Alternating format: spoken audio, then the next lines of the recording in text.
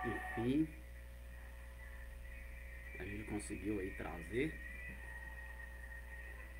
os slides, né?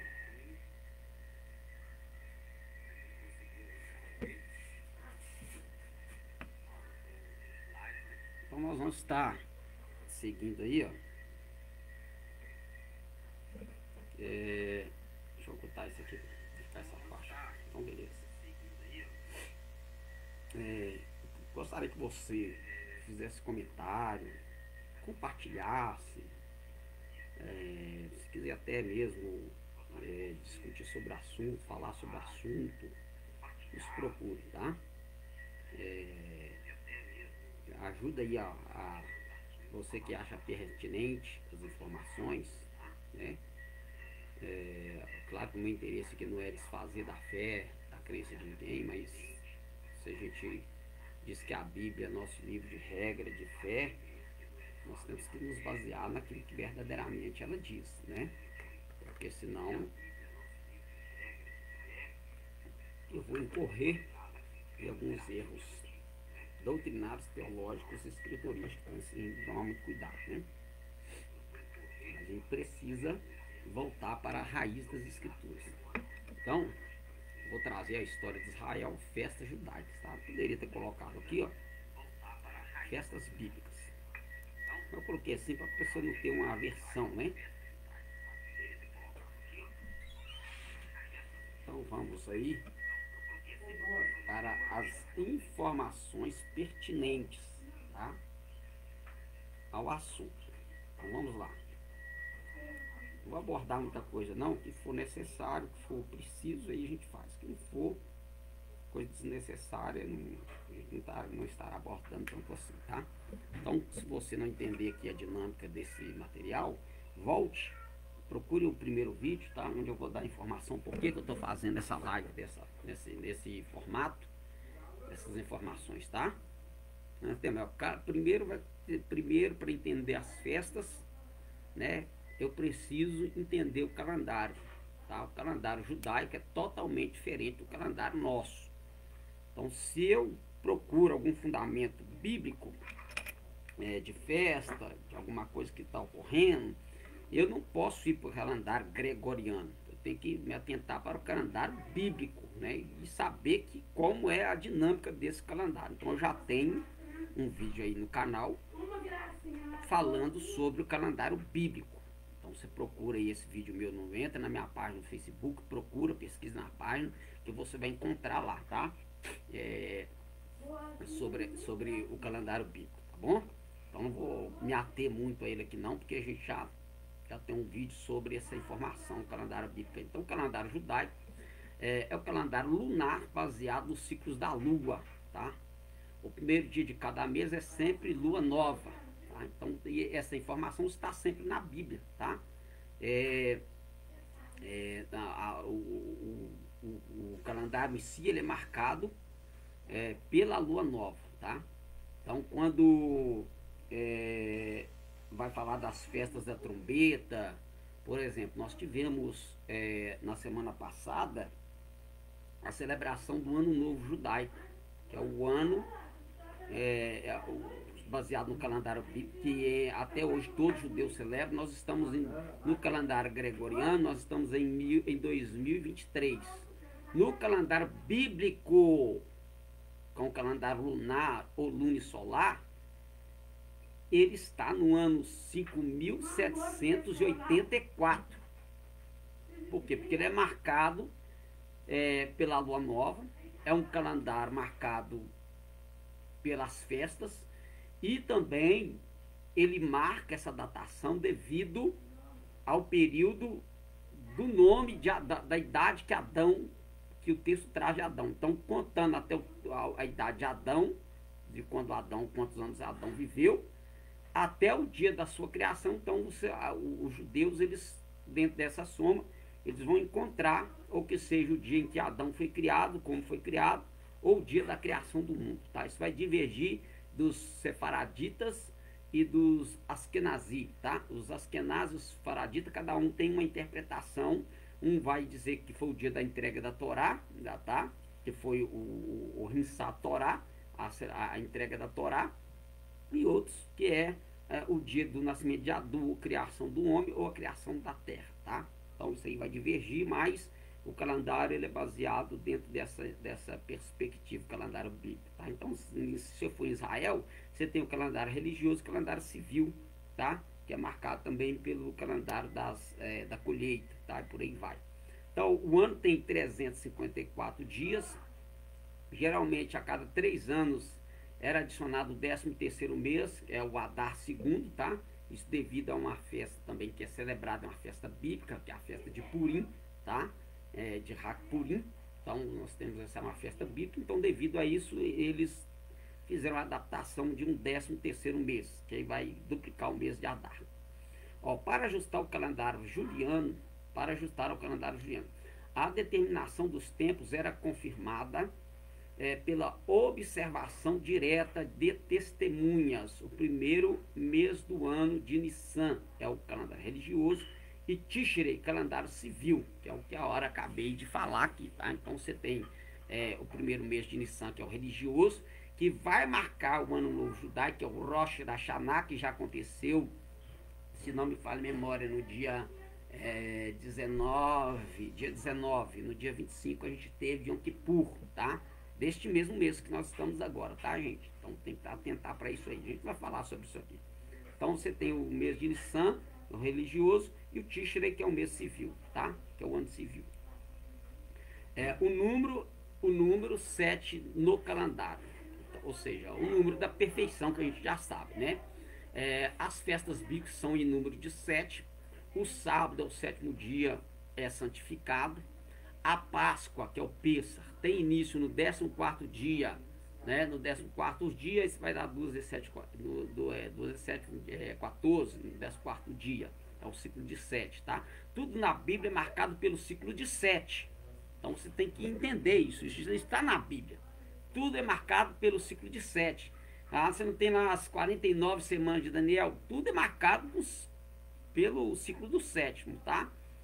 Tem os 49 anos, que é o ano do jubileu, tá? Então tinha que ter uma guarda de 49 anos, no 50º ano, que era o que ia celebrar o jubileu, a terra tinha que descansar naquele período, tá? Então, como o povo judeu, quando eles estavam dentro da terra, e eles quebraram esse mandamento do descanso da terra, o que Deus fez? Levou eles para o cativeiro. Então, aqueles 70 anos que eles viveram no cativeiro, tá vendo? É importante entender as festas judaicas para entender até o contexto histórico.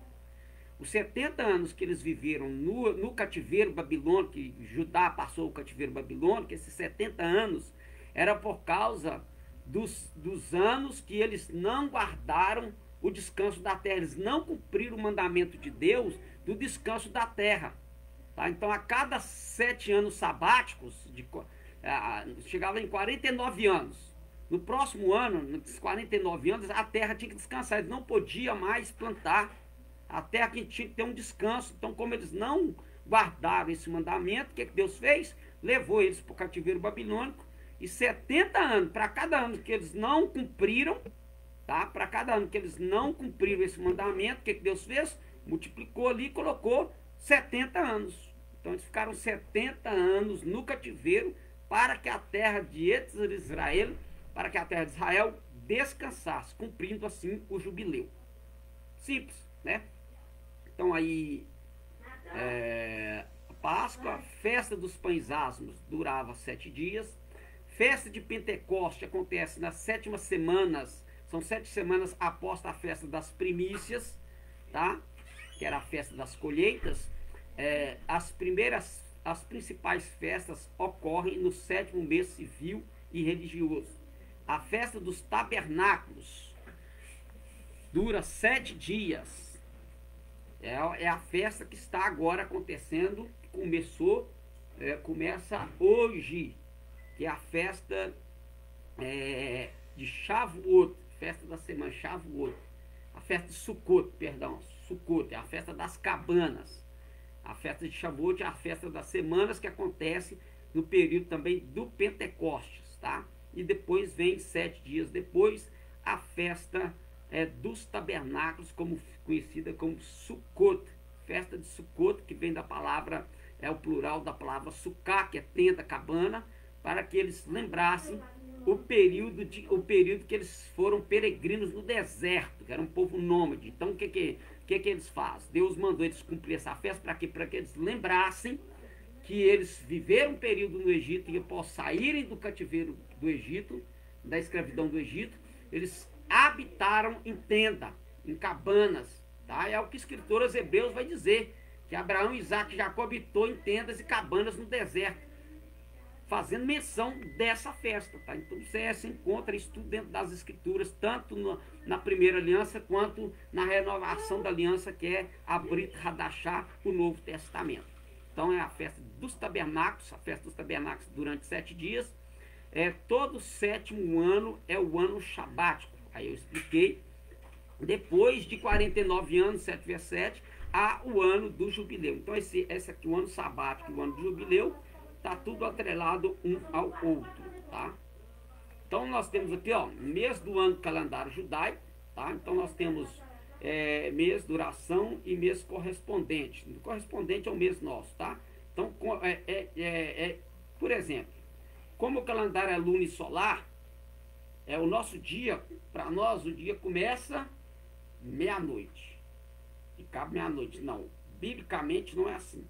Biblicamente começa às 6 horas da tarde e termina às 6 horas da manhã do outro dia. E termina às 6 horas da tarde do outro dia. É um ciclo. Jesus não falou, vocês dizem que há 12 horas no dia. Jesus não falou de um dia de 24 horas. Por quê?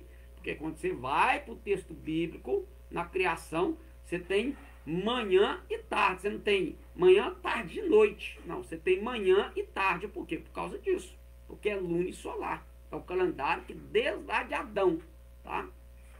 Então, prosseguindo aí. Então, no mês de Nissan tem 30 dias, entre março e abril, tá? Por isso você vê lá, no primeiro dia, no 14º, no mês do primeiro dia. Porque no meio de um mês até no meado do outro mês, que é o que está tendo aqui, ó, entre março e abril. Iar, 29 dias, abril e maio.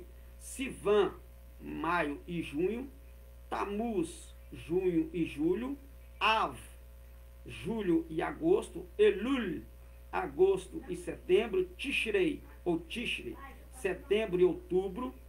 Resvan, outubro e novembro. Kislev, novembro e dezembro. Tevet, dezembro e janeiro. Shevat ou Shevet, janeiro e fevereiro. Inclusive existe uma marca, existe o nome de um carro, né, da Chevrolet, o Chevette. Chevette é uma palavra hebraica que quer dizer habitar, locomover, habitar, tá? Adar primeiro, fevereiro e março, e Adar segundo, fevereiro e março. Então aqui ocorre 2 meses. Por quê? Por que multiplicam esse? Por causa de uma festa que vai ser dita pelo Eterno. Então aqui é um documento, tá? Isso aqui é um documento, você pode pesquisar aí, que você vai encontrar. Você vai encontrar esse documento aí se você pesquisar, tá? Só pesquisar. O que são as festas bíblicas? Tá vendo? Então são festas judaicas, não são festas bíblicas. São memoriais, ou seja, moed vem de moedim. São encontros marcados, tá? São datas que Deus marcou para que o povo pudesse celebrar. São memoriais ordenados por Deus. Êxodo capítulo 12, verso 14. São sombra das coisas futuras. Colossenses 2, 17. Presta atenção. Em Colossenses 2, 17, está dizendo, em Colossenses que está escrito que são sombra das coisas futuras. Que o escritor Hebreus também vai usar a mesma terminologia. Aí eu pergunto, ele está falando de coisas futuras no presente, ele está no presente falando de coisas que ocorrerão. Ou seja, ele está apontando para coisas que vão acontecer no Olam Rabá. Ou seja, no mundo vindouro, que nós conhecemos como novos céus e nova terra, Nova Jerusalém. Então, quando o texto do Novo Testamento vai falar que são sombra, isso são sombra de coisas futuras, ele não está falando de coisas que Yeshua cumpriu. Ele está falando de coisas que vão acontecer lá na Nova Jerusalém, lá no milênio, para você entender melhor, lá no milênio, que é o Olam Rabá, o mundo vindouro, onde o Mashiach será rei de toda a terra, tá? Então é disso que o Novo Testamento fala. Ele não está falando que o Antigo Testamento foi apagado e que ele é sombra da coisa futura, se ele está no presente falando de algo que é posterior ao que está sendo dito. Vai vir depois. Só para entender por quê. É porque a gente já está pré-estabelecido o preconceito de judaísmo, cristianismo, e houve um preconceito. O antissemitismo entrou e colocou isso na nossa mente, na nossa teologia, e a gente lê o texto achando que é assim, que está falando que o antigo chegou o novo chegou no lugar do antigo. Não é verdade, isso não é bíblico, isso não tem fundamento bíblico nem escriturístico nenhum, tá bom? Então, só dá de informação. Então tá aí, ó. Então, aí aceite se quiser, mas contra fatos não há argumento. Pesquisa aí, vai pro Didarrê. Veja o primeiro vídeo que aí você vai entender o que eu expliquei lá.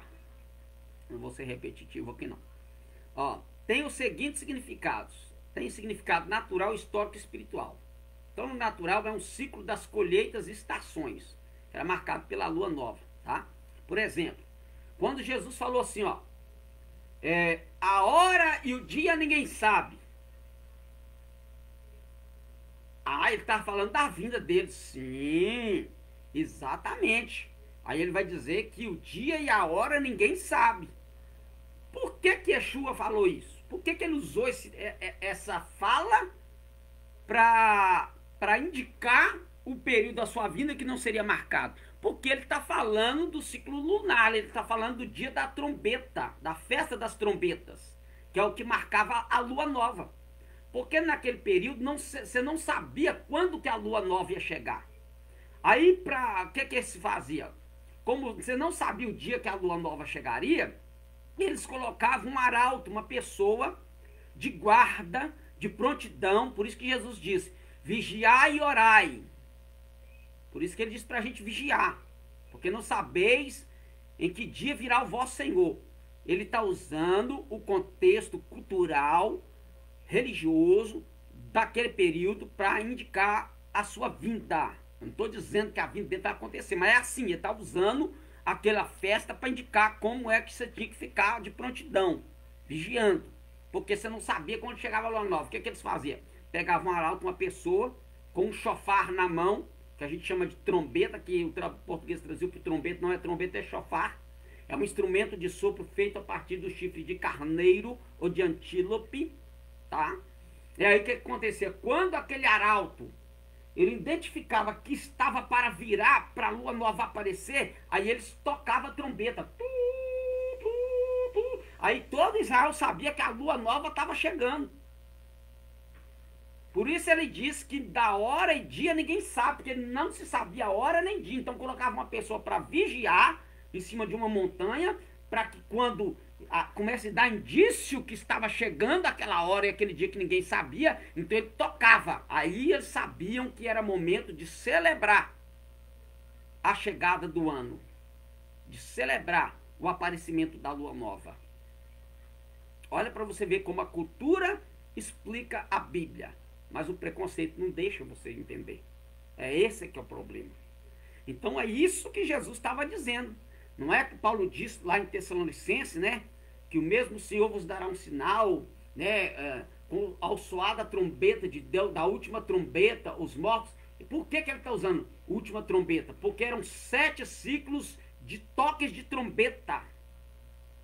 Então, aí a última trombeta é que marcava o momento que estava acontecendo aquela festa, aquele período, que marcava aquele encontro.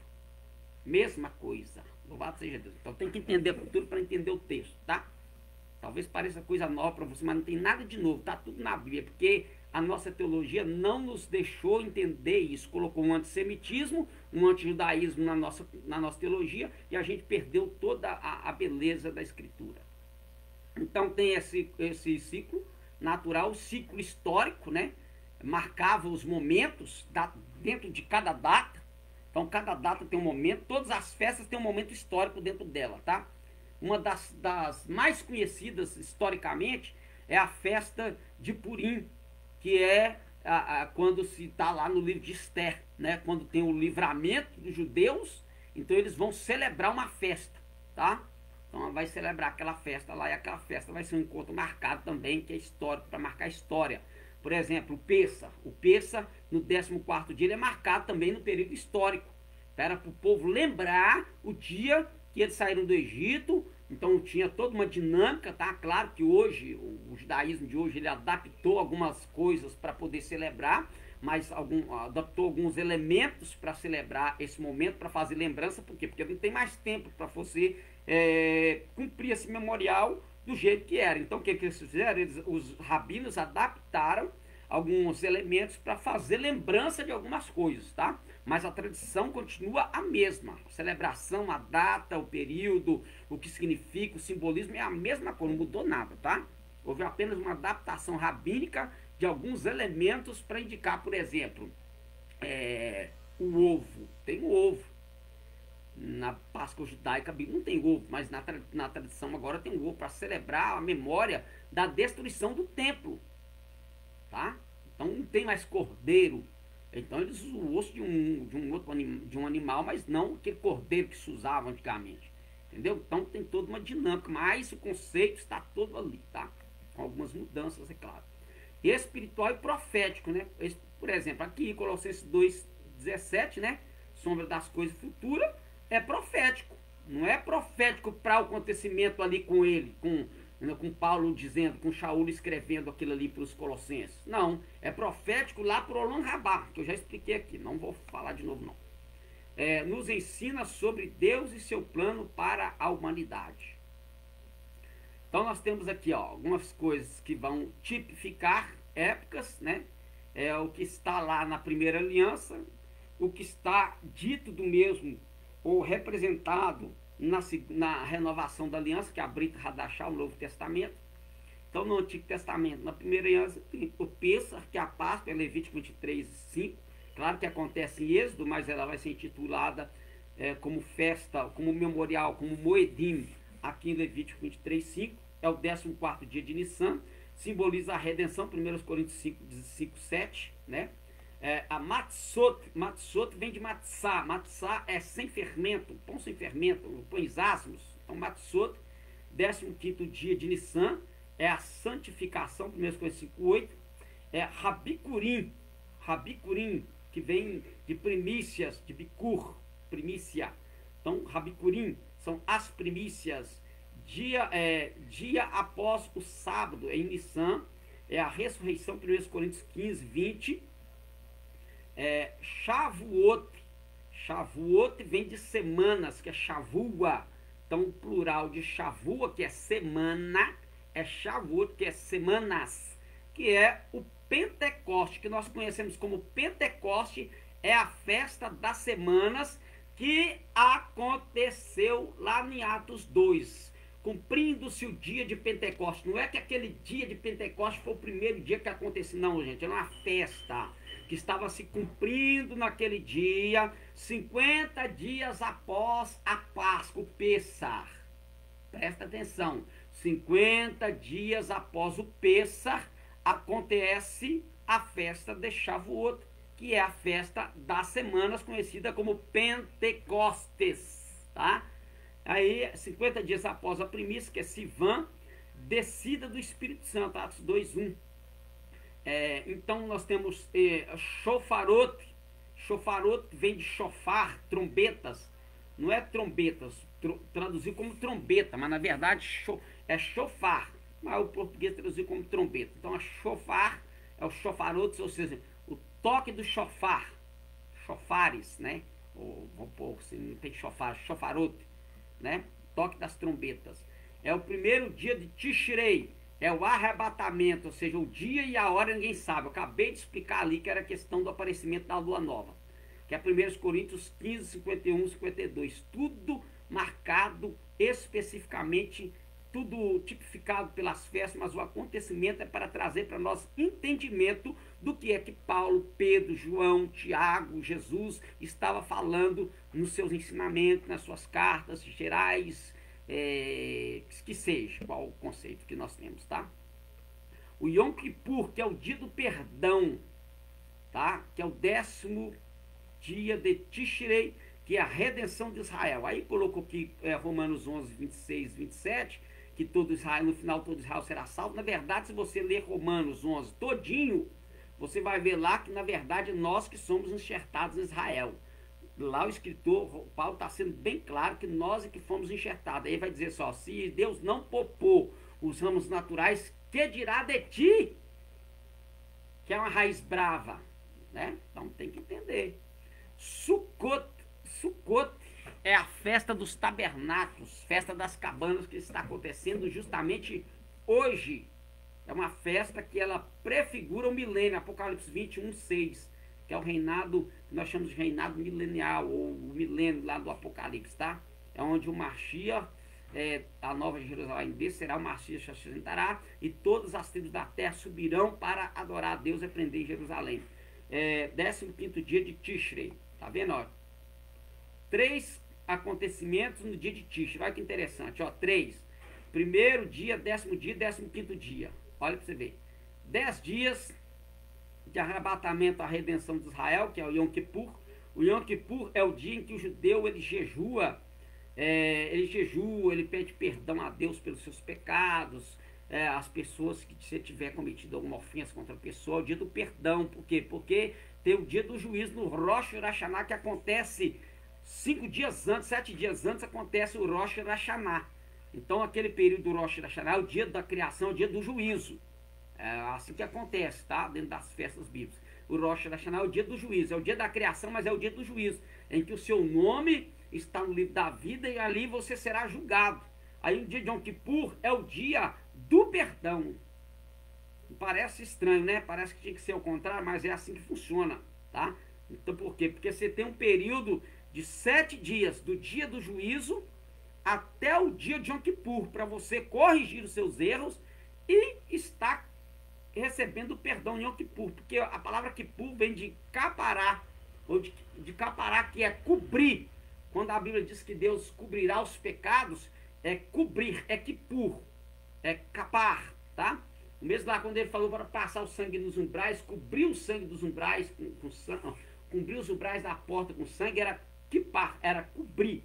Então é essa palavra Kippur. Yom Kippur é o dia da cobertura, ou o dia da redenção, o dia do perdão. Temos que celebrar as festas bíblicas. Isso aqui, ó, que Paulo está dizendo, ó. Isso aqui ele não falou para gentio, ele falou para judeu. Ninguém vos julgue pelo comer, pelo beber, ou por causa dos dias de festas, ou de lua nova, ou do sábado. Por quê? Porque os judeus, os seguidores de Jesus, Paulo, Pedro, Tiago, João, a igreja primitiva, guardava isso aqui, ó, tudo isso aqui. Ah, não, mas não é isso. Aí problema seu. Você quer acreditar no que eu estou falando? Não, problema seu.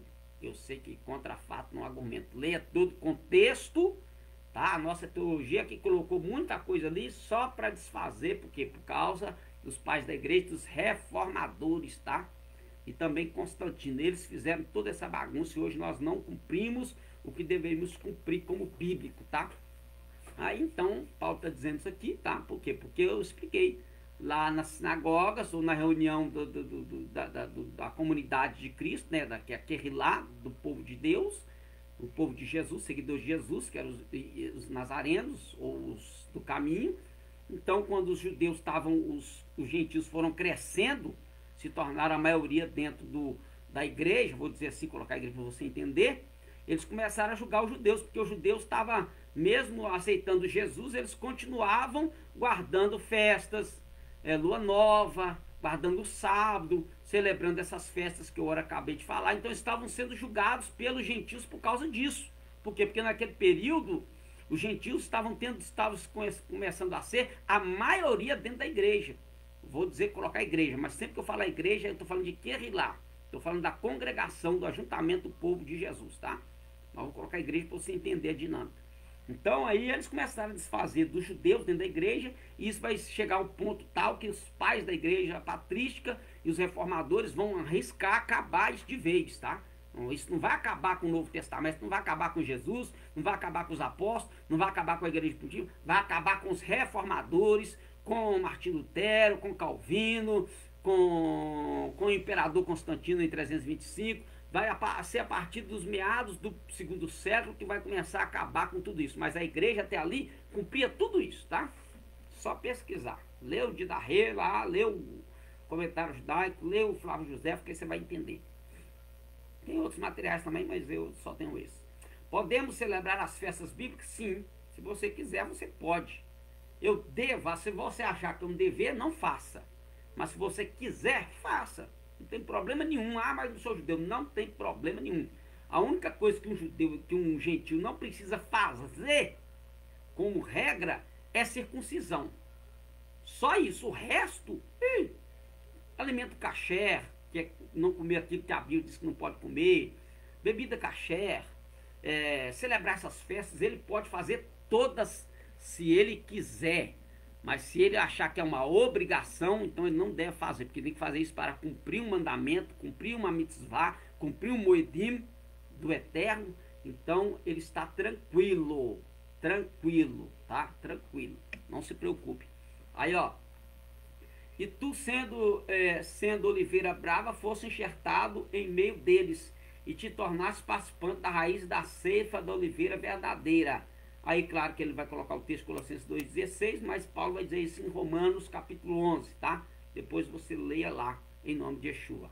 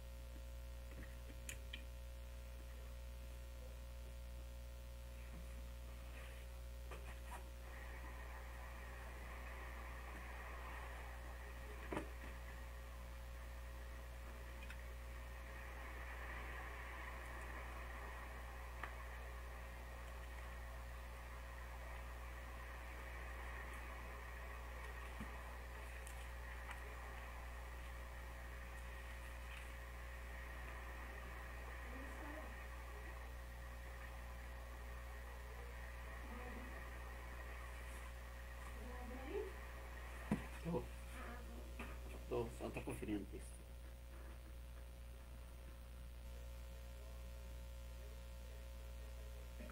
Então, seguindo aqui, devemos celebrar as festas? Aí pronto. Aquilo que eu falei, se achar que é dever, tu faça. Estais, pois, firmes com a liberdade que Cristo nos libertou, e não torneis a colocá-vos debaixo do jugo da servidão. Servidão que ele está falando aqui, gente, não é servidão de rigor, de legalismo, tá? Então as pessoas distorcem o texto, não conhecendo o contexto, tá? Não conhecendo o contexto, distorcem aquilo que não sabe e começam a ensinar coisas que são contrárias ao próprio ensinamento bíblico, tá? Então a liberdade que nós temos no Mashiach é de cumprir isso aqui, ó. Não é de não cumprir, é de cumprir isso aqui, tá? Então nós somos libertos, nós somos livres, tá? Para cumprir ou não. Aí você tem que sentir o desejo de fazer, não a obrigação de fazer. Aí disso que ele está falando. Por que celebrar as festas bíblicas? Porque foram criadas pelo próprio Deus. Levítico 23, 2. Porque elas nos edificam, pois revelam o processo do crescimento espiritual do seguidor de Jesus, dos cristãos, seguidores do Mashiach. Porque eram celebradas por Jesus. Ó, Lucas 22, 7, 8, João 1, 7, 8, 10, pelos apóstolos, Atos 20, 16, e pela congregação, pela igreja, 1 Coríntios 5, 8. Então era celebrado pelo povo de Jesus, seus seguidores. Porque se como sombras foram bênçãos para Israel, quanto mais para nós que temos a revelação completa. Por quê? Porque tudo se cumpria no Mashiach. Quando o texto vai dizer assim, ó, quando o texto diz assim, ó, mas o fim da lei é Cristo. O fim da lei é Cristo. É assim que está no grego? Não. Não é assim que está no texto original. No texto original a palavra está lá telos. A palavra telos é finalidade. A finalidade da Torá, que é lei, é o Mashiach. Então a finalidade da lei é apontar o Mashiach.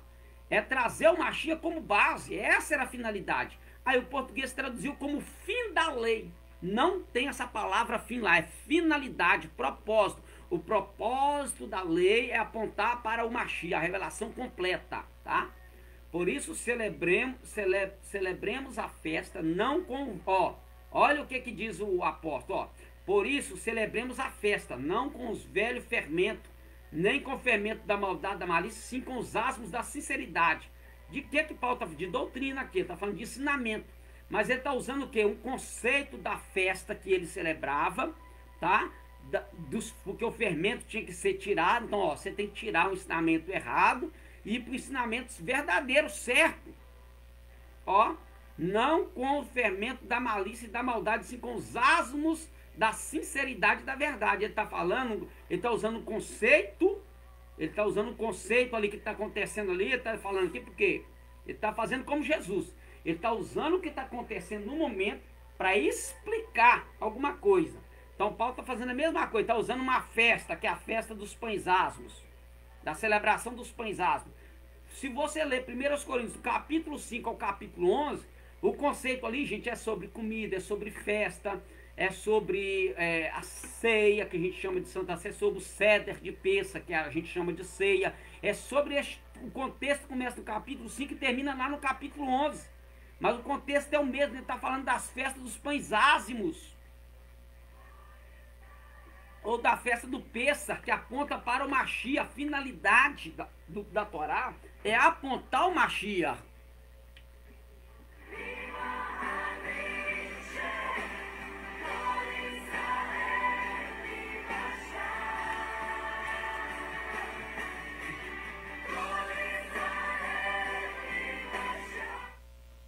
Então, vamos lá. Então, ele está dizendo que tem que celebrar a festa sim.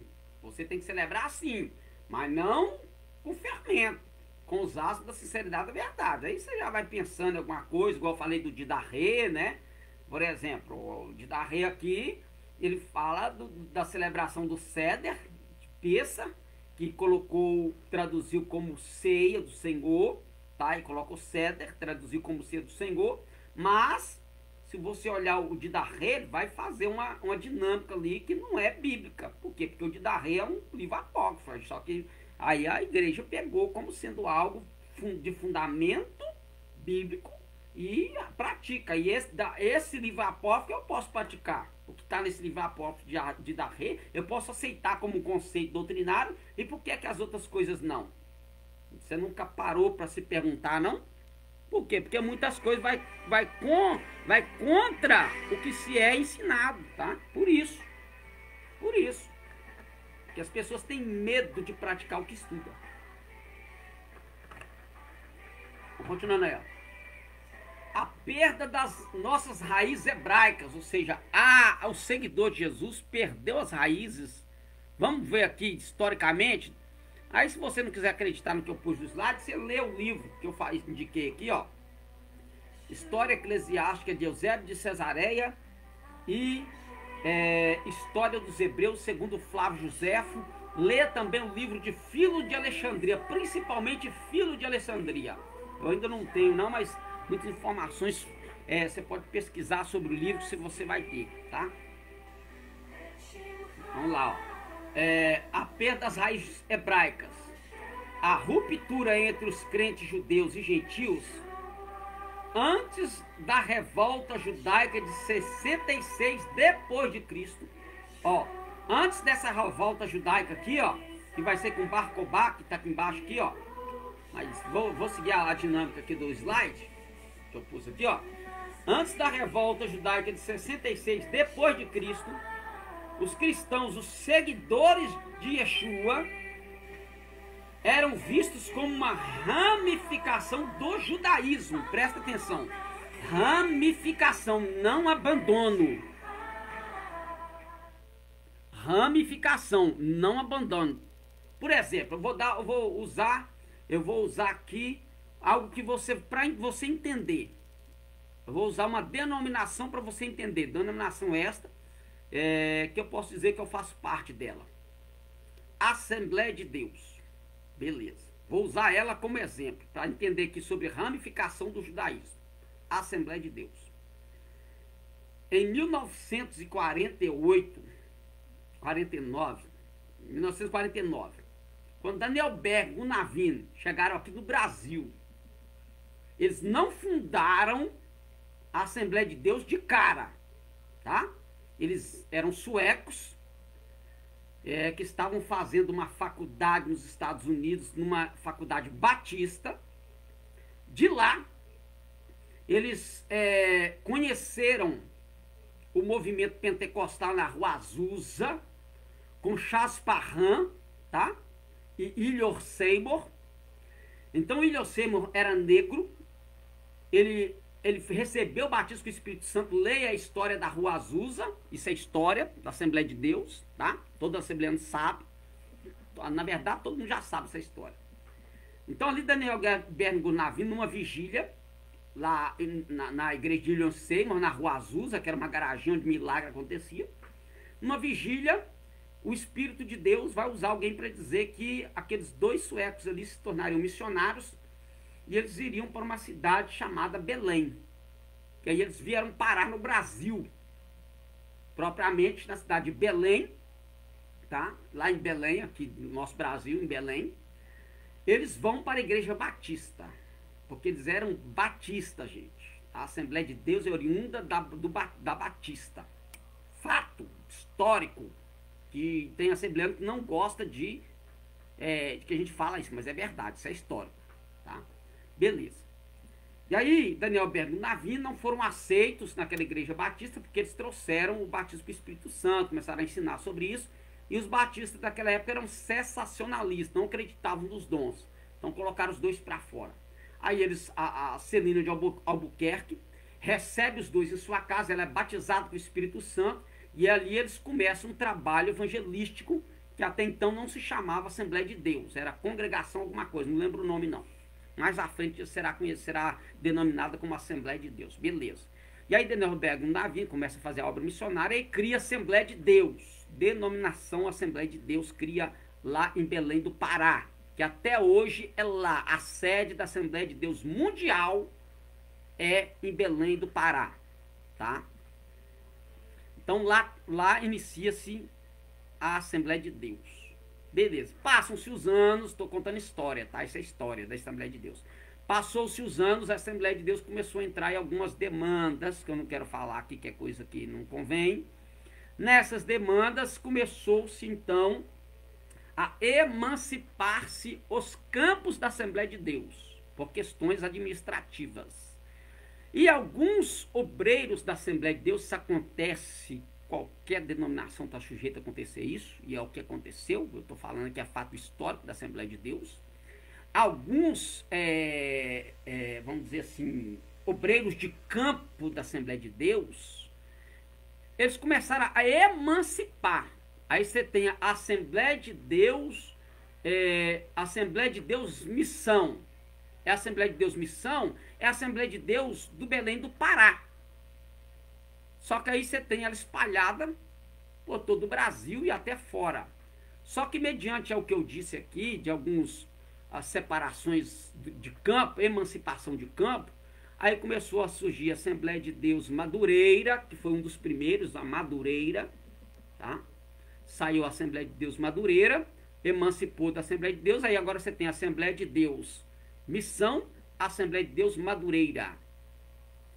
Aí agora você tem a Assembleia de Deus Torre Forte, a Assembleia de Deus Pentecostal, a Assembleia de Deus Raiz de Jesus, um monte de Assembleia de Deus. Mas a origem é a Assembleia de Deus Missão. E eles continuam conveniados na convenção da a CGADB. O que é CGADB? CGADB é Convenção Geral das Assembleias de Deus do Brasil. Então, todas essas Assembleias de Deus, que tem nome de Assembleia de Deus, mas não é do campo da missão, estão conveniados com a CGADB, fazem parte da mesma convenção. É o que está aqui, ó, ramificação, ó. Os cristãos eram vistos como uma ramificação do judaísmo, ou seja, a mesma coisa que aconteceu na Assembleia de Deus é o que aconteceu com o judaísmo. Ou seja, quando Jesus aparece, havia o judaísmo, um ensinamento judaico da Torá. Jesus então começou a corrigir os erros do judaísmo daquela época, e Jesus começa a trazer uma correção dentro dos ensinamentos do judaísmo. E aí o que acontece? Por ele não ser aceito, os seguidores deles começaram a ser conhecidos como seguidores do caminho ou seita dos nazarenos. Atos dos Apóstolos, lê isso lá em Atos que está lá. Então é um ramo, ele não deixou de ser um judaísmo, ele é apenas um judaísmo corrigido, como essas outras Assembleias de Deus também não deixou de ser assembleano, porque ele não é Assembleia de Deus missão, é outra Assembleia de Deus, mas a base é a mesma. É a mesma coisa aqui, ó. Tá aqui cristianismo, mas era o seguidor de Jesus, que no princípio, vou continuar aqui a leitura. Era só para você entender aqui, ó, sobre ramificação aqui, ó. Os cristãos eram conhecidos como os do caminho, Netvai, Netviar, que era do caminho, ou nazarenos, tá? Ou nazarenos. Então, os seguidores de Jesus até o meado do século I, vamos dizer assim, até 210, meado do século I, 210, 220, por aí, eles ainda eram conhecidos assim, porque praticava todas as leis, todas as festas, guardavam a Torá, guardavam os mandamentos, cumpria tudo. Aí depois é que vai ser tirado, mas a igreja primitiva sempre foi judaica, sempre. Ó, a fuga dos cristãos, quando eu falar cristão aqui, é o seguidor de Jesus. A fuga dos seguidores de Yeshua para Pela em 70 depois de Cristo causou a primeira ruptura com os judeus, ou seja, os judeus que não estavam aceitando o conceito de que gentil não precisava circuncidar. A única coisa que gentil não era obrigado a fazer era a circuncisão. O resto, se ele quisesse aderir, ele poderia fazer, menos se circuncidar. Porque esse mandamento era só para judeu. É o único mandamento que é só para judeu, é circuncisão. Para gentil não, mas o resto, as outras celebrações, aí você já sabe, né? Inclusão da maldição aos cristãos na liturgia judaica em 85 depois de Cristo. Por quê? Porque os gentios que estavam dentro da igreja começaram a desfazer dos judeus. Aí começa uma coisa que aí, ó, a proclamação de Bar Kokhba como Messias em 132 depois de Cristo levou à ruptura definitiva. Por quê? Porque esses aqui, ó, que estavam com Bar Kokhba eram judeus ortodoxos, ou seja, eram os fariseus ortodoxos que não aceitaram Yeshua, não creram que Yeshua era o Messias, estavam esperando aí para o outro Messias, porque ele estava aceitando os gentios no seio do judaísmo.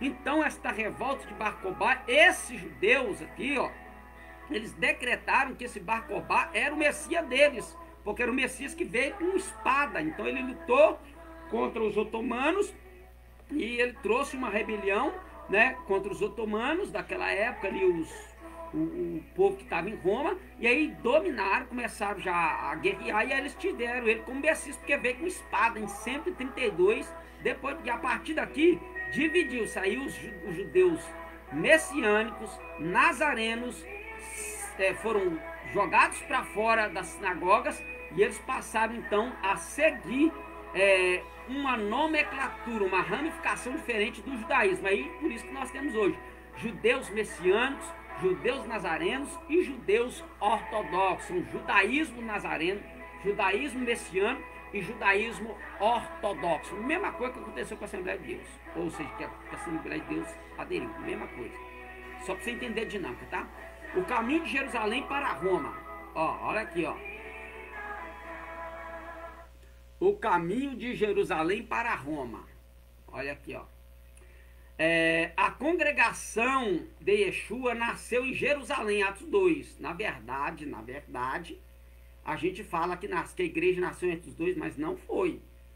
Ela nasceu a partir do momento que Yeshua disse lá em Mateus 16: esta é a minha Querrilá, esta é a minha congregação. Ele disse: esta é, pronome demonstrativo no tempo presente perfeito. Esta é. Então foi ali quando ele declarou que esta era a sua congregação. É ali que nasce a que nós chamamos de igreja. Não é no Pentecoste. No Pentecoste ela é marcada, ela é selada. É em Pentecoste que ela recebe o selo de que pertence a alguém daquilo que Yeshua falou. Então a gente tem que entender a dinâmica da escritura, tá? E por que nasceu aqui? Porque isso é um conceito cristão, teológico, pentecostal, vamos dizer protestante, tá? É um conceito protestante. Então não é aqui que nasce não, tá? Em Atos 2, porque a festa do Pentecoste acontecia todo ano, tá? Que foi a descida do Espírito Santo para marcar o selo.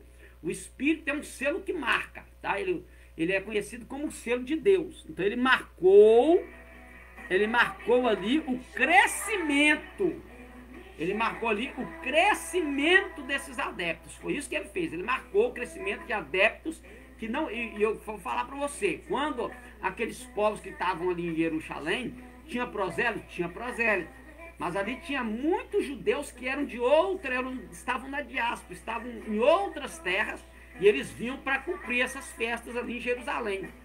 Então você acha que ali somos medos, persas, elamitas, da Mesopotâmia, da Ásia, da Capadócia, de Panfilha, de Cirene. Então são judeus que estavam nessas regiões, e ali eles falaram do Eterno, e pessoas aderiram ao judaísmo e vieram celebrar as festas de Jerusalém. Então as festas não acabaram. Se Yeshua aboliu, por que lá em Pentecoste estava acontecendo ainda e os discípulos estavam lá no mesmo lugar? Porque era lá que tinha que celebrar a gente. A dinâmica. Então tá, beleza. Após 70 depois de Cristo, Antioquia passou a ser o centro da liderança da igreja, porque foi lá em Antioquia, gente, a congregação de Antioquia passou a ser uma congregação que a maior parte eram gentios. E os judeus que estavam ali como cabeça, eles começaram a ser perseguidos, alguns foram mortos. E aí o que acontece? Como a maioria era por votação e a maioria era gentil, e aí começaram a colocar pessoas que aderiram ao judaísmo messiânico, o judaísmo nazareno, vou pôr assim.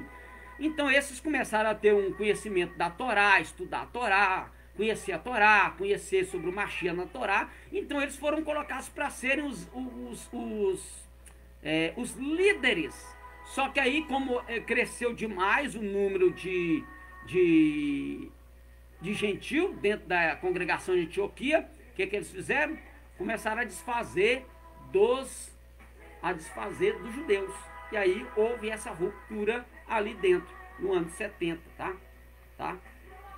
Com a conversão não, tá, gente? Isso aqui foi apenas uma adaptação de interesse de Constantino, tá? Com a conversão de Constantino em 312 depois de Cristo, Roma passa a ser o centro da igreja cristã. Por quê? Porque é ele que vai dar no seu reinado a autoridade maior. Diz assim, a igreja teve liberdade de culto no ano 312 com Constantino. Não, ela não teve. Todas as regiões tiveram. Não foi, ele apenas favoreceu os seguidores de Jesus daquela época por interesse, porque a sua mãe Ana era adepta dos seguidores do Mashiach, e ele por interesse, porque o reinado estava cheio, ele por interesse político deu então maior liberdade para eles, mas todas as religiões tinham liberdade ali, porque o imperador que era antes dele acabou com, não podia, tinha que adorar o imperador, ninguém podia, não era laico, não podia você adorar outro Deus se não fosse o imperador. Quando Constantino toma posse do governo, ele então muda isso, para fazer o quê? Interesse político, para ter o povo do lado dele, nada mais, nada menos.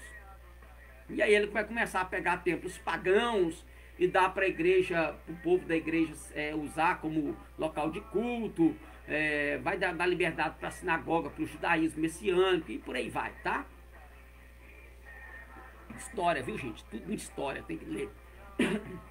Então, ó, no concílio de Nicéia, em 325 depois de Cristo, olha aí, ó, aqui vai começando já a arrancar tudo, ó.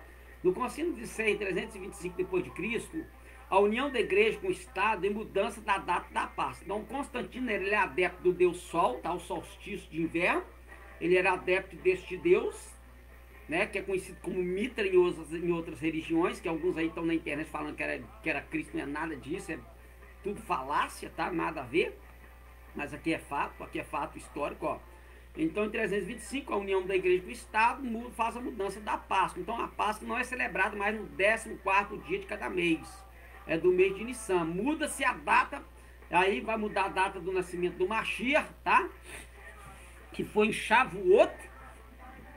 Aí vai para dia 25 de dezembro, né? Ele vai fazer isso também. No concílio de Antioquia, em 341 depois de Cristo, proibição aos cristãos, novos cristãos, proibição já em 300 anos depois, ó, terceiro século, no finalzinho do segundo século, tá? No finalzinho do segundo século já está começando a mudar a coisa. Mas não foram os apóstolos que mudaram não, tá, gente? Isso aqui quem está mudando são pessoas que não eram judeus, tá? Concílio de Antioquia em 341 depois de Cristo, proibição aos cristãos de celebrar a Páscoa com judeus. Olha para você ver, já começou a falar, ó, vocês não podem misturar com judeu não. Por quê? Porque era todo mundo junto, gente. Todo mundo junto fazendo as mesmas coisas. Aí agora começa, os concílios começam a mudar as coisas. Aí os pais da igreja, o papado começa a mudar, os clérigos começam a mudar, os reformadores começam a mudar. E aí a bagunça acontece e a gente tá com esse pepino aí na mão para descascar. No concílio de Laodiceia, em 363 depois de Cristo, é proibição aos cristãos de celebrar o Shabat e comer pães ásperos. Então a partir daqui, ó, não se guarda mais sábado, agora é o domingo, é o dia do Senhor. Gente, quando a Bíblia fala dia do Senhor, ela está falando um contexto judaico, ela não está falando um contexto ocidental, é oriental, é no judaico. O Shabat é o dia do Senhor, não tem como mudar essa verdade. Ah, Jesus ressuscitou no primeiro dia da semana. Não, ele não ressuscitou no primeiro dia da semana, não, ele ressuscitou no Shabat, tá? Por quê? Vocês vão ver aqui mais na frente, depois eu vou explicar agora, espera chegar lá. Se você quiser continuar aí, né? Ó, Constantino, deixa eu ver aqui se eu pulei algum aqui, gente, espera aí, porque demorou virar aqui a página.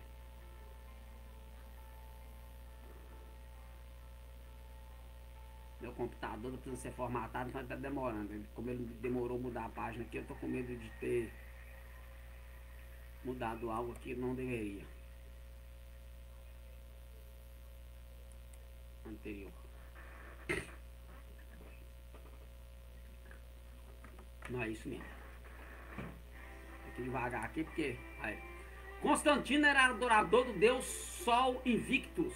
O domingo, dia do sol, foi instituído como dia do Senhor.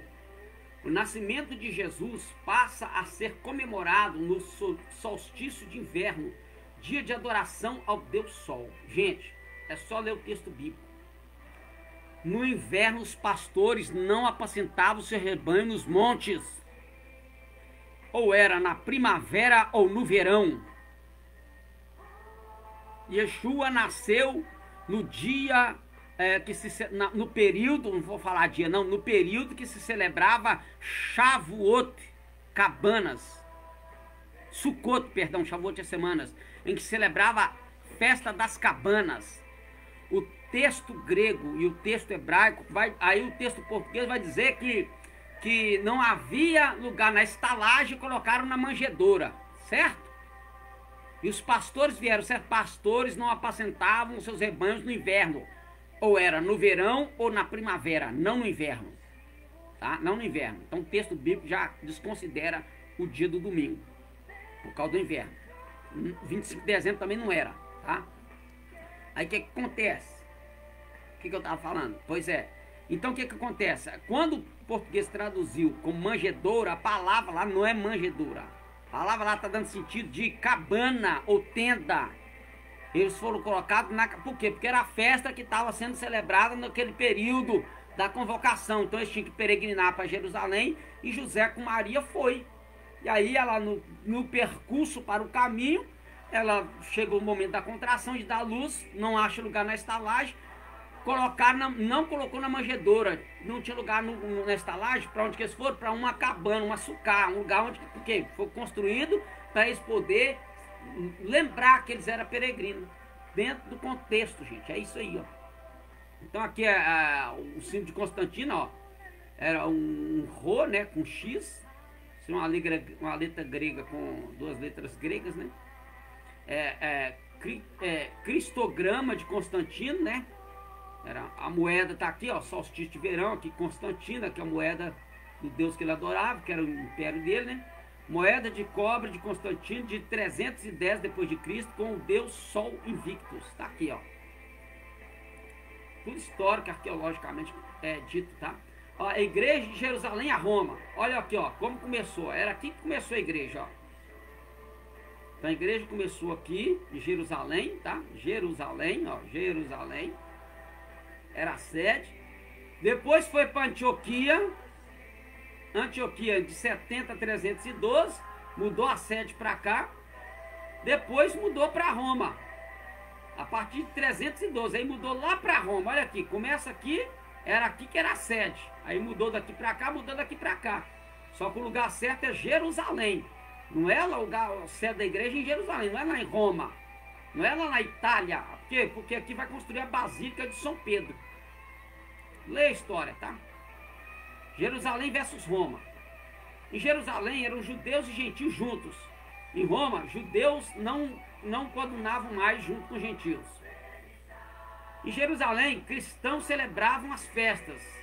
Em Roma, cristãos proibidos de celebrar as festas. Em Jerusalém, a igreja nos lares.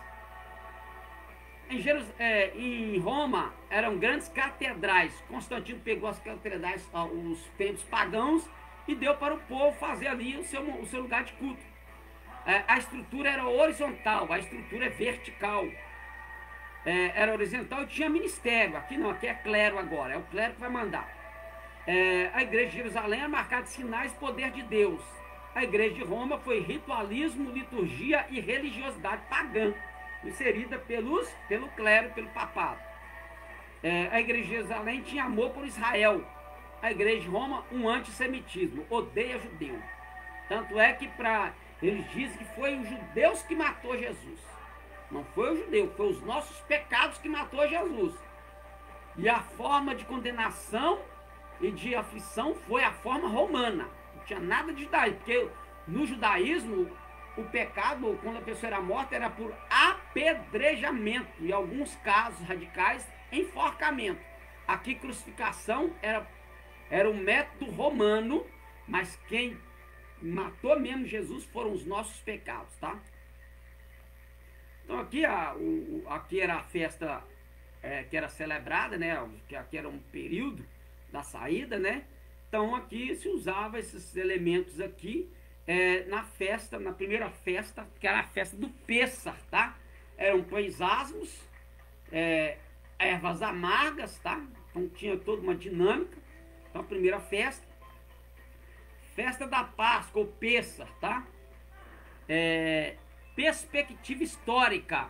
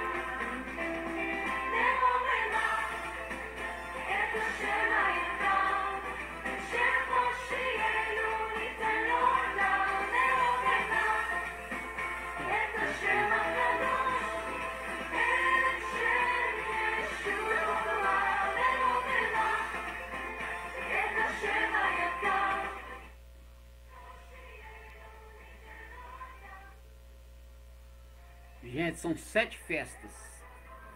Eu tenho aqui para slides para abordar aqui 70 slides. Você tem que ter paciência. 70 slides. Nós estamos no slide número 16. Porque alguma hora eu tenho que parar para falar e tal, explicar alguma coisa, para ficar claro o conceito. Então eu vou falar só sobre algumas. Aí eu vou terminar essa live. E eu vou deixar para a segunda, terceira na verdade, na terceira live, depois quando tiver a oportunidade, quem sabe permitido o Eterno, me der vida e saúde, a oportunidade de estar com vocês aqui novamente para terminar, ou para continuar, tá, sobre esse assunto das festas. Você fica já de sobreaviso, quando eu terminar, posteriormente eu estarei retornando com mais uma live para terminar, ou para dar continuidade, tá, ao assunto, para não ficar muito extenso, tá? Dá mais de 2 horas aqui, tá? Eu tentei também almoçar daqui a pouco. Então, vamos aqui, ó. Mostrando aqui, ó. A Páscoa, perspectiva histórica. A palavra Pessah tem o significado de transpor ou passar sobre, né? Quando o Senhor disse que o anjo que causa a morte passaria sobre a casa que tivesse o sangue. Então, Pessah significa passar por cima, passar sobre. Instituída por Deus como memorial do livramento de Deus ao povo hebreu no Egito, Êxodo 12, 27. Elementos bíblicos: cordeiro pascal, devia ser sem defeito e era imolado na tarde do dia 14 de Nissan. Representava a redenção de Israel. Levítico 23, verso 5. Elementos ainda: pães asmos representavam a pressa com que os hebreus saíram do Egito. Deuteronômio 16, 3. Ervas amargas representavam a amargura dos hebreus durante a escravidão no Egito. Então, nessa festa de Pessah, antes de sacrificar o cordeiro, tinha-se um jantar. Esse jantar está aqui, ó.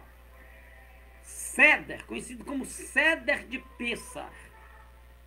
Gente, muitas pessoas leem a Bíblia, mas não olham as entrelinhas, o costume, a cultura e o próprio significado. E Yeshua disse: olha, desejei comer convosco esta Páscoa.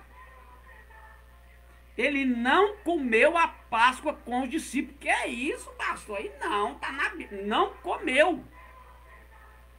Uai, mas e a ceia? Gente, aquilo não era a Páscoa, aquilo era o Seder de Pessah. Era o jantar que acontecia um dia antes do Pessah. Na noite que antecede ao Pessah, tem um jantar Seder, que nós chamamos de ceia, que é o que Jesus fez com seus discípulos. E nesse percurso, nesse período, não se podia comer fermento, não podia ter nada fermentado. Aí algumas pessoas vão dizer que Jesus bebeu vinho, transformou água em vinho. Não. Não. O elemento da ceia não é vinho, é suco de uva. E Lucas diz, lá no livro de Lucas, Jesus vai dizer que não beberei de novo fruto da vide até que beba novo no reino de meu Pai. Por que ele usou o termo em Lucas, fruto da vide? Porque Lucas é pesquisador. Por que ele colocou a expressão fruto da vide? Porque não era vinho, era suco. Porque dentro do mandamento da semana do Seder, da Páscoa, você tinha era uma semana sem fermento, não podia ter fermento. E nada, nem no pão, nem no vinho, nada podia ser fermentado. Tanto é que todo Seder de Pessah, toda semana que antecede ao Pessah, isso até hoje, dentro da cultura bíblica e até hoje na cultura judaica, até hoje, se tira o fermento da casa, não come nada fermentado, não bebe nada fermentado, não bebe vinho, bebe suco de uva. Ou seja, era preparado naquele dia. Naquela época se preparava naquele dia. O fruto da vide, o suco da uva era extraído naquele dia para não fermentar para os outros dias. Não podia ter fermento em nada. E Yeshua, Jesus, ele tinha sobre si um nazireado. Ele não podia beber bebida forte e não comer nada contaminado. Ele era o cordeiro pascal perfeito, cumpriu a Torá na risca, ensinou a nós cumprirmos na risca o mandamento de Deus. Aí eu pergunto, se você não pratica algo que é ruim para você, você vai mandar outra pessoa fazer? Não, claro que não. Claro que não. Né? Claro que não. Então, se Yeshua não podia praticar, ele faria que alguém praticasse aquilo que ele sabe que não pode? Claro que não. Né? Tem um texto, eu esqueci aqui onde que está, eu acho que é Shaul que vai dizer, Paulo, que se eu pratico o que não devo, eu sou hipócrita. Tá? Ele vai dizer, o próprio Yeshua vai dizer que façais aquilo que vós quereis que os homens os façam. Ele diz que nós não devemos ser pedra de tropeço para os pequeninos. Eu estou falando do Kiddush, do Kars, vai estar aqui na dinâmica. Então, no Seder de Pessa, não se usava vinho, não se usava pão fermentado. Hoje tem pão fermentado, tem gente vinho. Ah, não, Jesus bebeu vinho. Se a pessoa está doida para tomar uma, aí ele usa um texto bíblico que não tem nada a ver, infundado, para poder dizer que pode tomar. Ah, eu posso tomar. Só existe na Bíblia um lugar, que Shaul vai dar uma ordem. Mas não é porque ele está mandando ele fazer aquilo como costume. Para Timóteo. Shaul vai chegar para Timóteo, que é descendente de judia, de pai grego, mas Shaul vai circuncidar Timóteo, porque ele é descendente de judeu. Você é considerado, na tradição, você é considerado judeu se a sua mãe for judia. Seu pai pode ser de outra nação, mas se a sua mãe for judia, você é judeu. Que conta é o nascimento da mulher. Shaul circuncida Timóteo, tá? E dentro disto, Timóteo vai pegar uma doença de estômago, está na Bíblia, tá?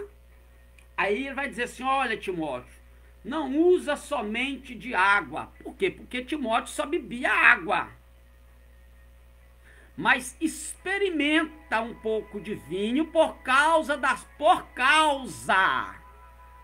tuas frequentes enfermidades. Por quê?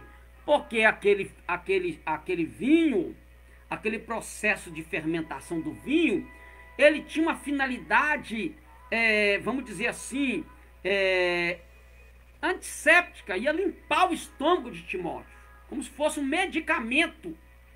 Ele estava usando aquilo como ato medicinal. Mas ele não falou para Timóteo tomar vinho porque é bom, porque é gostoso, porque eu posso. Não, ele falou assim, ó, não bebas água somente, mas usa. Ó, a partir de agora, se está com esse problema estomacal, usa só um pouquinho de vinho, por causa, tá?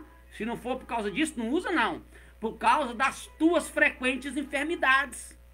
Tá na Bíblia, gente.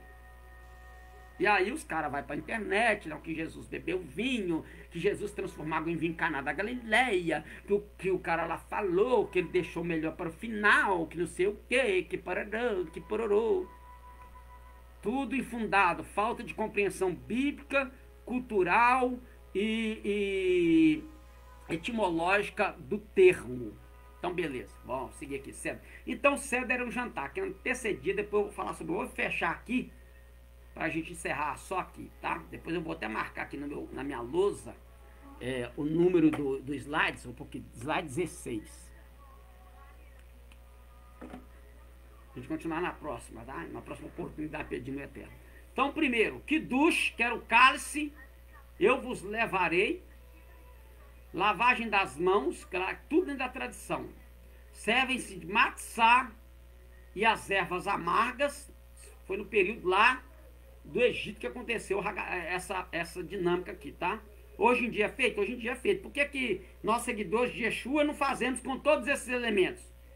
Porque no Seder de Pessah, ele toma o pão sem fermento e o suco sem fermento. Por isso que a gente só usa esses dois elementos. Mas muitos judeus guardaram por tradição ainda usar todos os elementos. Então, elementos que não tem mais como cumprir no terceiro templo, eles usaram o outro como símbolo, tá? Então, ó, lavagem das mãos, serve-se de matzá e ervas amargas. Agadá, a história do êxodo é contada. Agadá, gente, ele tinha que contar. Lembra lá que o Senhor falou, ó, vos perguntarão por que esta noite é diferente de todas as outras. Então, foi um mandamento de Deus, ó, vocês vão contar essa história, por que é que está acontecendo isso, por que vocês estão comendo erva amarga, pão sem fermento, com sapatos calçados, lombo cingido, porque amanhã vocês vão sair daqui. Entendeu? Então é isso. Agadá, eles têm que contar a história. Segundo cálice, eles acrescentaram o cálice, que é da libertação, eu vos livrarei. Refeição da Páscoa, que é o Seder. Terceiro cálice, redenção, eu vos redimirei. O cálice de Elias, né, eles colocam um cálice separado, para fazer memória a Elias, que anuncia a chegada do Messias. O quarto cálice, aceitação, eu vos guardarei. O canto de músicas especiais, Lechaná Rabá Aber Yeshuralém, o próximo ano em Jerusalém. Então eles fazem toda essa dinâmica hoje para celebrar o Pessah, a Páscoa, tá? Então toda essa dinâmica é feita hoje dentro do judaísmo. Então os elementos do Pessah, né? Aí já aquilo que eu falei, as adaptações, né? Tem o maror, que seria como se fosse uma cenoura, um rabanete, né? O zeror, aqui o osso de um pedaço da coxa de um animal. O harosset, né? Que é uma espécie de uva passa, né? O rapaz, que é uma espécie de um alface ou de uma rúcula, sei lá. E o razerete, essa é a erva amarga aqui, né? E o ovo cozido, que é celebrando ali a memória do templo. Isso é uma adaptação que os judeus fizeram hoje, né? Não os judeus messiânicos. Alguns messiânicos fazem, mas os judeus ortodoxos fazem uso dessa dinâmica aqui. Mas o para nós, aqui ó, que Yeshua fez foi o suco da videira, né? Que eu já falei lá, que fala em Lucas, é o suco de uva. E a matzá, que é o pão sem fermento. O pão aqui sem fermento. Tá parecendo um biscoitinho, aquele água e sal, né? Mas justamente a matzá é feita apenas com farinha, água e sal. A matzá, o pão sem fermento. Assado ou frito, queira como queira. Só não pode ter fermento, tem que ser isso aqui, tá? Então tá aí os elementos do Pessah, do Seder, do Pessah, tá? Aí os elementos. Significado espiritual e profético, Jesus é o nosso Cordeiro Pascal, assim como o sacerdote.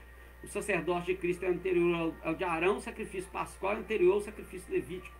Não era uma oferta pelo pecado, nem uma oferta pacífica, mas uma combinação de ambas. O Cordeiro perfeito, imaculado, foi conhecido e morto antes da fundação do mundo. 1 Pedro 1, 18, 20, Apocalipse 13, 8. Sabemos que não foi mediante coisas corruptíveis, como prata e ouro, que foste resgatado da vossa fútil maneira de proceder, que vossos pais os legaram, mas pelo precioso sangue, como de um cordeiro sem defeito, e sem mácula, o sangue de Cristo, conhecido como efeito antes da fundação do mundo, porém manifestado no fim dos tempos por amor de vós. 1 Pedro 1, 18 a 20, esse texto aqui, tá? Jesus estabeleceu um novo significado da Páscoa. Eu estava explicando lá que Jesus não participou da Páscoa. Por quê? Porque ele era o Cordeiro, gente. Qual que era o horário que o cordeiro era sacrificado no templo? Por isso que na hora do julgamento de Jesus, os fariseus não ficaram lá, os sacerdotes não ficaram, eles foram embora. Por quê?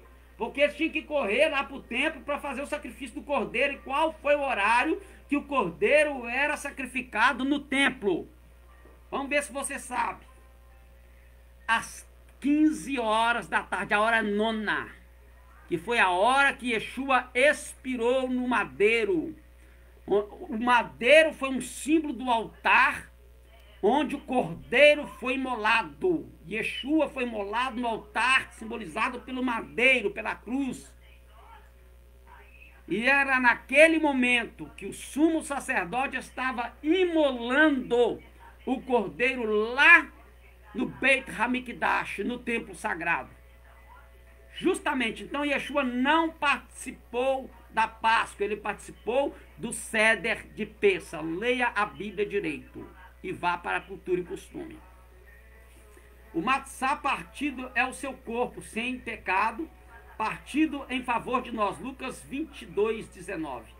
Jesus usou o terceiro cálice do Seder, o cálice da redenção, para estabelecer a nova aliança pelo seu sangue. Lucas 22, 20. E tomando o pão e tendo dado graças, o partiu e lhe disse, dizendo: tomai e comei, isto é meu corpo que é feito por vós, fazei isto em memória de mim. Semelhantemente, depois de cear, tomou o cálice, dizendo: este cálice é o novo testamento do meu sangue, fazei isto todas as vezes que bebedes em memória de mim. Interessante que, havendo dado graças, aí o que a gente faz? A gente pega aquele pão fermentado na nossa ceia. É tradição pentecostal, cristã, protestante, católica. A gente pega o pão com fermento, sim, vou terminar aqui. A gente pega aquele pão fermentado, né? Pega o suco de uva, beleza, suco de tranquilo, mas pega o pão fermentado e ora assim, ó: Senhor meu Deus e meu Pai, em nome de Jesus, Senhor, eu te apresento este pão feito na padaria, meu Pai. Que o Senhor venha santificar este pão para que possamos participar em memória do Senhor Jesus, ó Pai, pelo sacrifício que o Senhor fez em nosso favor. Muito obrigado, assim nós te damos graças, Senhor, por este pão em nome do Senhor Jesus Cristo. A ação de graça aqui não é essa não, gente. A ação de graça é a mesma que era dada no período de Jesus até hoje. Qual é então, pastor? Eu não coloquei aqui na dinâmica não, mas eu vou falar. Essa ação de graça aqui, como que ela é dada dentro do costume de Jesus, da época, era dado graças e cantado um hino, certo? Quando terminava o Seder. Qual era a graça que era dada? Baruch atah Adonai Eloheinu melech haolam, hamotz lechem mihaaret bishen Adonai. Aí os seguidores de Jesus acrescentaram Bishen Yeshua Hamashia, porque ele falou que era fazer tudo no nome dele, não é? Mas é assim: Baruch atah Adonai Eloheinu melech haolam, hamotz lechem mihaaret bishen Yeshua Hamashia. Bendito és tu, Adonai, nosso Deus, Rei do universo, que tiraste o pão da terra em nome de Yeshua. Mas eles diziam em nome de Adonai, ou em nome do Senhor. Então essa é a ação de graça que é dada, não é a que nós damos, essa é até hoje, era e é até hoje. E no caso, Baruch atah Adonai Eloheinu melech haolam, borei pri hagafen Yeshua Hamashia, ou Bishen Adonai, tá? Então era: bendito és tu, Adonai, Rei do universo, nosso Deus, que criaste o suco na videira, em nome de Yeshua Hamashia. É essa ação de graça dada pelo pão e dada pelo cálice. Foi essa ação de graça que Jesus usou. É essa usada até hoje pelos judeus nazarenos e messiânicos seguidores de Jesus, até hoje, desde aquele período. Claro que o judeu ortodoxo, ele não coloca o nome de Yeshua Hamashia, ele coloca Bishen Adonai, em nome de Adonai, tá? Por isso que ele coloca no final Bishen Adonai, em nome de Adonai. Mas os judeus messiânicos colocam Bishen Yeshua Hamashia, em nome de Jesus Cristo, em nome de Yeshua Hamashia, tá? Ó, em Jesus, o que era sombra passou a ser realidade em nossas vidas. Em Jesus somos purificados pelo seu sangue e libertos de nosso Egito e de nossos pecados, né? Então,